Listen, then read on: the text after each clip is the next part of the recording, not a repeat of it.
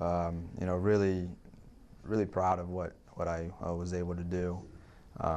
You know, obviously as a family, they didn't want me to, you know, get a higher sentence. They didn't want me to go to prison at all. But of course, they understood that the enormity of my crime required, you know, something like that. So I imagine it was even harder for them than it was for me yesterday. I know how you've talked about the Canzani family, and yesterday we heard an apology publicly. As Angela Canzani came up and talked, what were you thinking as she finally actually heard her voice, maybe for the first time? I don't know if you've ever heard her actually talk. I saw it briefly on the interview she did, but you know, that was the first time I've been so close to her. So it was, you know, again, another thing that almost made me lose my composure, and it was everything she said, you know, was very thought out, and you know, just very powerful, and it just it was hard to hear, you know, how heartbroken she was over, you know, something that I've done to her.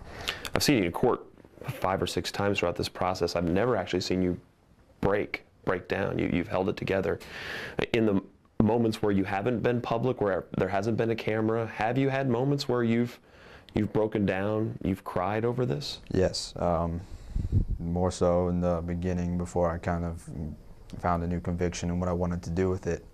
You know, I knew I had to keep a strong front and, you know, just relentlessly pursue the goal I wanted in this, and I believe that I've now achieved that. But I've had, you know, many moments where I still can't believe, you know, what I've done.